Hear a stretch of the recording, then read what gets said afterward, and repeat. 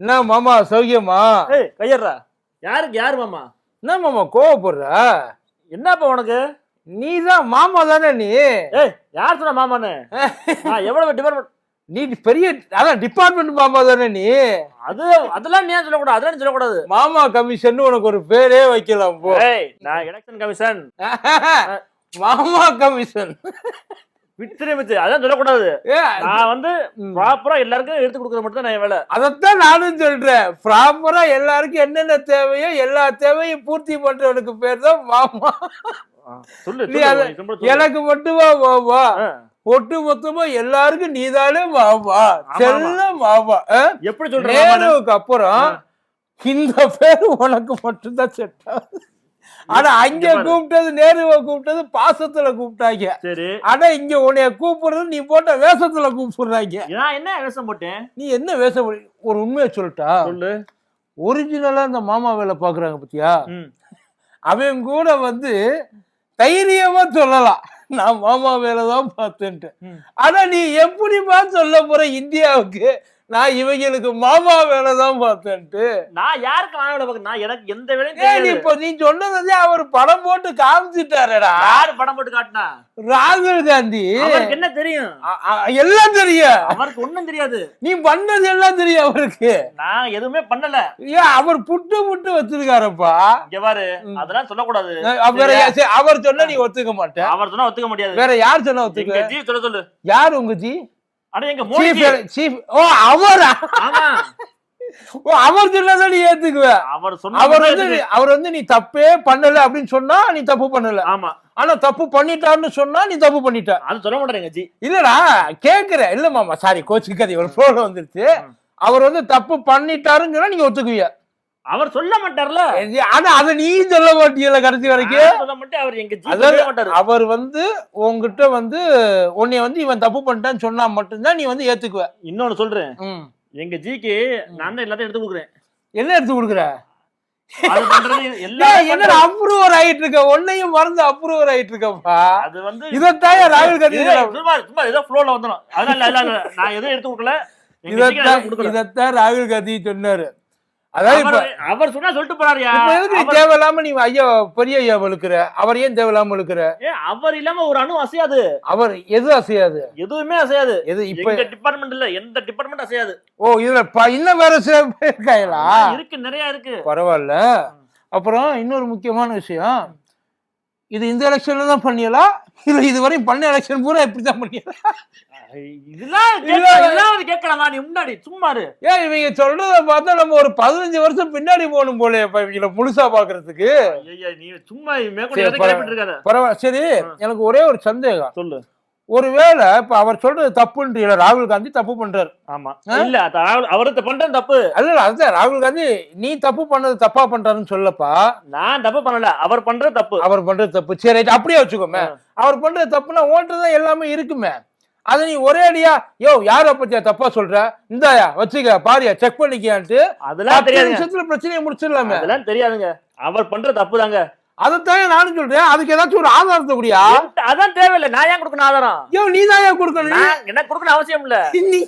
அவர் பண்ற தப்பு இங்கே அதெல்லாம் சரி. அவரு நீ தப்பு பண்றேன்னு சொல்லி உன்கிட்ட இருந்து வாங்கி திரும்ப ஒன்னையே அடிச்சாப்ல. ஆனா உன்கிட்ட இருக்கிறத வச்சு உன்னை நீ தடுக்கவாது செய்யணும்ல. நான் தப்பு பண்ணல. சரியா? எனக்கு தெரியும், எங்க ஜிக்கு தெரியும். யோ சரியா? நீ என்ன சொல்லட்டும், எங்க ஜி சொல்லட்டும், நான் தப்பு பண்ணேன்னு நான் ஏத்துக்கிறேன். அவர் சொல்ற தப்புலாம் ஏத்துக்க முடியாது. உன்கிட்ட பேசி என்னால ஜெயிக்க முடியாது வச்சா நான் அவங்க கிட்டே இனிமே பேசிக்கிறேன். பேசு. நீங்க இதே மாதிரி எங்க ஜி கூப்பிடுறேன். இதே மாதிரி நான் அவன் இல்லை எங்க சொல்லிட்டு போங்க. நான் அவன் இல்லை. மறுபடியும் நான் அவன் இல்லை. அதுதாங்க அவங்க இல்லைங்க. நம்ம பாப்போமா?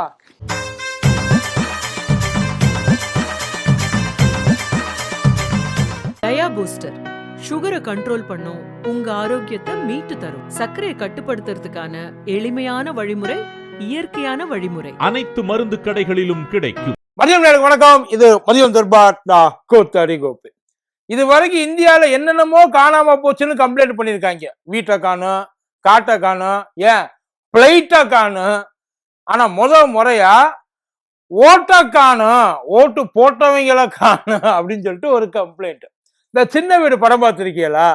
அந்த சின்ன வீடு படத்துல பாக்கியராஜோட இதுவா வருவாங்கல்ல, அவங்களோட டீட்டெயிலை தேடி பாக்கியராஜ் பொண்டாட்டி திரிஞ்சு அலைஞ்சு கண்டுபிடிக்கும். அதே மாதிரியே பாசகவோட தேர்தல் ஒய்ஃப், அதான் அந்த தேர்தல் கமிஷன், அது செஞ்ச தில்லு முள்ளு வேலைகள் அத்தனையும் 6 மாசமா வேலை வெட்டி எல்லாத்தையும் விட்டு விட்டு இதை ஒரு வேலையை பார்த்து எடுத்து கொண்டாந்து போட்டிருக்காங்க. அது எலெக்ஷன் கமிஷனுக்கு ஒரு அசாத்திய தைரியம். இவங்க எல்லாம் என்னத்தை கண்டுபிடிச்சு கிழிக்க போறாங்கன்ற ஒரு மதப்பு. ராகுல் காந்தி கிழிச்சு தொங்க விட்டுருக்காப்புல. பதில் சொல்றா புளிச்ச கீரைன்னு பொழிச்சுன்னு மூஞ்சில துப்பி இருக்காருன்னா பாத்துங்களேன். தேர்தல் கமிஷன் மேலேயே சார், இவ்வளவு பெரிய ஒரு குற்றச்சாட்டை அவ்வளவு ஈஸியா வச்சிட முடியாது யார்கிட்டையும். அது சாதாரணமான ஒருத்தன் வச்சா வேற. இவரு எல்ஓபி, லீடர் ஆஃப் ஆப்போசிஷன், கிழிச்சு தொங்க விட்டுருவாங்க. ஏதாச்சும் சின்ன மிஸ்டேக் ஆச்சுன்னா இந்த ஒண்ணு போதும். அதுக்கப்புறம் ராகுல் காந்தியால எலெக்ஷன்ல நிக்கவே முடியாத அளவுக்கு கொண்டு போய் விட்டுருவாங்கன்னு வச்சு கேவலப்படுத்திடுவாங்க. இப்படி எல்லாம் ஒரு குற்றச்சாட்டை கொண்டு ஆனா அவங்க அது ஆப்போசிட்ல இருக்காங்க பத்தியெல்லாம். அவங்க தைரியமா எவ்வளவு பெரிய குற்றச்சாட்டை வேணாலும் வைப்பாங்க. ஒண்ணு இல்லைங்க, நம்ம அண்ணாமலை எடுத்துக்குவோம். இங்க டிஎம்கே ஃபைல்ஸ் சொல்லிட்டு ஒண்ணு கொண்டு வந்தாப்புல. இது வரைக்கும் அந்த ஃபைல்ஸ் எங்க டைல்ஸ்ல போட்டு தச்சாங்கன்னு தெரியல, வெளியில வரவே இல்லை. அவர் பொட்டி பொட்டியா கொண்டு போய் கொடுத்தாருப்பா. அந்த பொட்டியில இருக்கிறதுல ஒன்னு எடுத்து வெளில போட்டிருந்தா இந்நேரம் ஒட்டு மொத்தமா ஆட்சியை கவுத்து இருக்கலாம். ஆனா என்ன ஒண்ணாங்கன்னு தெரியல. ஆக மொத்தம் வெறும் பொட்டியை தான் கொண்டு போய் கொடுத்துருக்காங்க. ஆனா இங்க ராகுல் காந்தி எல்லாருக்கும் முன்னாடி உட்கார்ந்து, ஏன்னா இவங்க தரமாட்டேன்ட்டாங்க.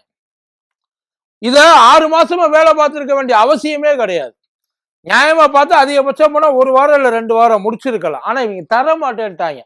அவங்க கொடுத்த ரெக்கார்டு நம்ம காப்பியும் பண்ண முடியாது, ஸ்கேனும் பண்ண முடியாது, டிஜிட்டல் ரெக்கார்டும் தர மாட்டேன்ட்டாங்க. அதாவது இதெல்லாம் கொடுத்தோம்னா இவங்க அதை தூக்கி போட்டு வழக்கம் போல வேற வேலையை பார்க்க ஆரம்பிச்சிருவாங்க நினைச்சாங்க போல. ஆனா இந்த தடவை அந்த மாதிரிலாம் நடக்கல எதுவும். இதுக்குன்னே ஒரு டீமை செட்டப் பண்ணி இதுல உண்மையிலே என்ன நடந்திருக்கு நம்மளால இந்தியா பூரா எக்ஸ்போஸ் பண்ண முடியாட்டியும் இதுக்கு ஒரு சாம்பிள் பீஸ் ஒன்று நம்ம காமிச்சாகணும். அதுதான் இந்த மகாதேவபுராவை எடுத்திருக்காங்க. எதுக்காக மகாதேவபுரா எடுத்திருக்காங்கன்னா, மற்ற கான்ஸ்டிடுவன்சி எல்லாமே காங்கிரஸ் ஜெயிச்சிருச்சு. இது ஒண்ணுல மட்டும் காங்கிரஸ் எப்படி, அதுவும் இவ்வளவு பெரிய ஒரு வித்தியாசத்துல தோத்துச்சு.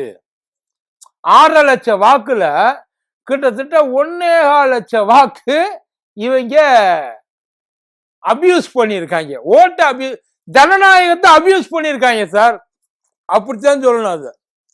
அதை மாத்தி போட்டு வச்சிருக்காங்க. அதைத்தான் எடுத்து தூக்கி அடிச்சிருக்காப்புல.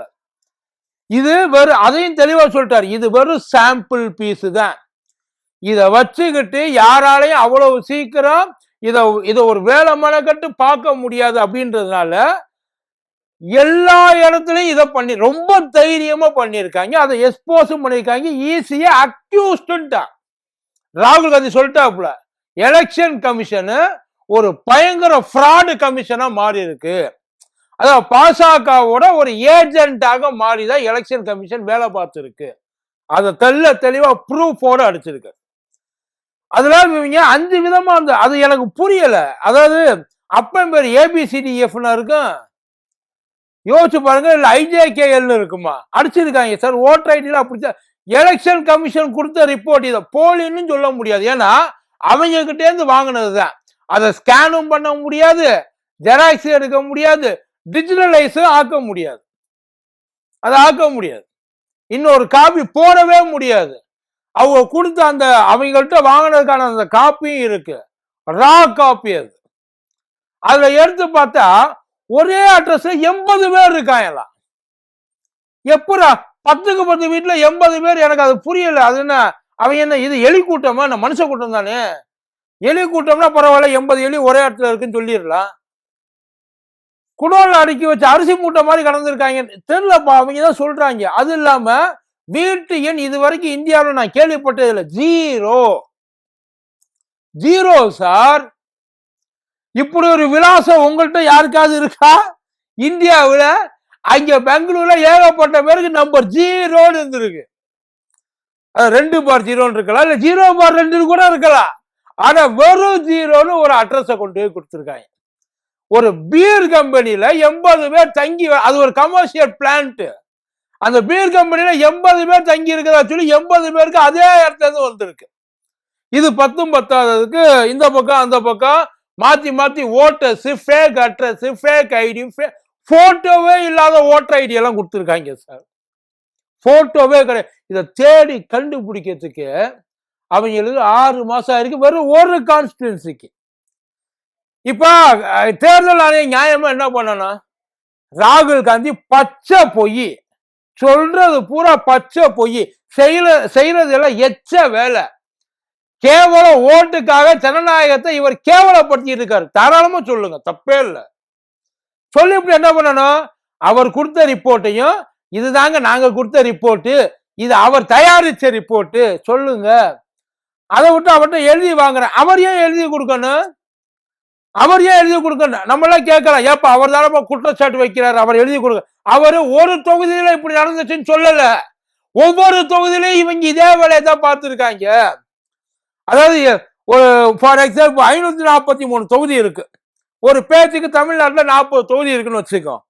அந்த 40 தொகுதியில இவங்களுக்கு ஒரு 20 தொகுதி ஜெயிக்கிற மாதிரி, ஒரு 15 தொகுதி ஜெயிக்கிற மாதிரி இருக்கு. ஆப்போசிட் ஒரு 15 தொகுதி ஜெயிக்கிற மாதிரி இருக்கு. இவங்க என்ன பண்ணிடுவாங்க, அங்கன ஒரு 5-6 தொகுதியில மட்டும் வேலையை, 15 தொகுதி நியாயமா நடக்கும். இந்த ஜெயிக்க வேண்டிய 5-6 தொகுதியை மட்டும் எடுத்து வச்சுட்டு அதுல போட்டோ அடிக்க வேண்டியது.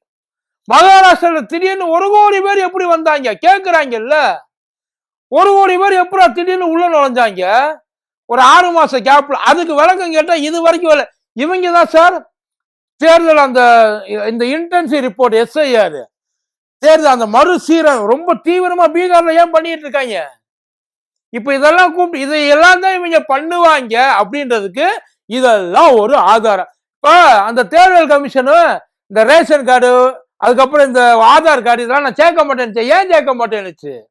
போட்டோ இதெல்லாம் கொண்டாந்து உள்ளுக்குள்ள வெரிஃபை பண்ணி இதுல உள்ளது இதுல இல்லையாடா, இவன் எப்படா ஓட்டு போறதுக்கு எலிஜிபிளானா கேட்பாங்கல்ல. இது எல்லாத்தையும் விட அவங்க அந்த ஃபார்ம் 6ல அடிச்சிருக்காங்க பாருங்க அட்டி. புது ஓட்டு போடுவாங்க பத்தியெல்லாம், ஃப்ரெஷ்ஷா கன்னி ஓட்டர்ஸ். அந்த கன்னி ஓட்டர்ஸ் எல்லாம் 70 வயசுக்கு மேல இருக்காங்க. எல்லாருமே வயசானவங்க. ஒரு 33,000 பேரை காணும் சார். அந்த 33,000 பேர் எங்க? 40,000 பேர் எங்க போயிட்டாங்க? எந்த அட்ரஸ் இருக்காங்கன்னு தேடி பெங்களூர்ல இல்லாத ஒரு ஆளு 40,000 பேர் நாடு கடத்திட்டாங்களா என்ன? இல்ல இந்த நாட்டை விட்டு ஓடிட்டாங்களா?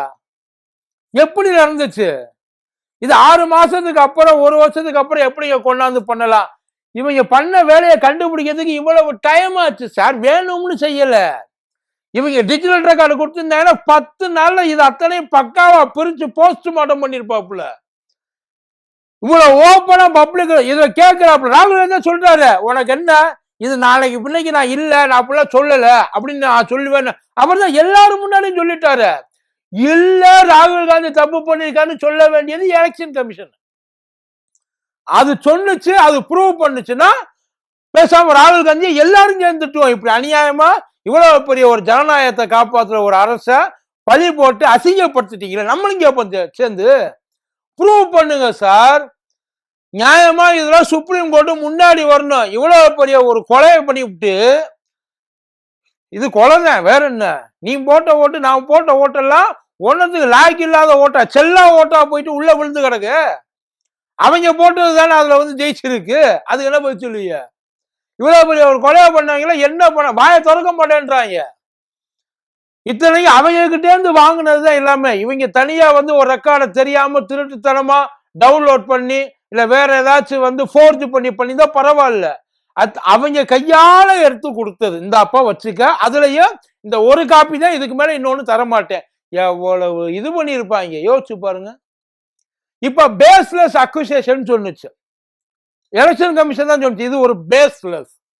இந்த கொண்டாந்து அடிச்சுட்டாப்புல இல்ல, இதை ப்ரூவ் பண்ணு. இல்லன்னு ப்ரூவ் பண்ணு. ஒண்ணு இல்ல, நீங்க ப்ரூவ் பண்ண வேண்டியது வீட்டு நம்பர் 0ன்னு எங்க ஓட்டர் ஐடில எங்கேயுமே கிடையாது. அப்பா அம்மா பேரு ABCDEFGH கிடையாது. அது இல்லாம புது ஓட்டர்ஸ் திடீர்னு, அதுவும் ஒரே எலெக்ஷன்ல 40,000 பேருக்கு நாங்க இஷ்யூ பண்ண ஃபார்ம் 6 அங்கனக்குள்ள கொடுப்பாங்க. அது எந்த ரெக்கார்ட்லயுமே இருக்காது. ரெக்கார்ட்ல இல்லாம அதெல்லாம் யார் யாரு. ரெண்டாவது ஒரே ரூம்ல 80 பேர் எப்படி வாழ்ந்தாங்க, அது நீ வாழ்ந்து காட்டுற. இதெல்லாம் வண்டியா நாங்க எலெக்ஷன் கமிஷன் உத்தமமான ஒரு டிபார்ட்மெண்ட் நம்புறோம், தெய்வமா கும்புறோம். இல்லை என்றால் ப்ரூவ் பண்ணவில்லை என்றால் அனைவராலும் மாமா கமிஷன் என்று அம்போடு அழைக்கப்படுவாய் என்று தெரிவித்துக் கொள்கிறோம். வேறு எதுவும் இல்லை. நன்றி.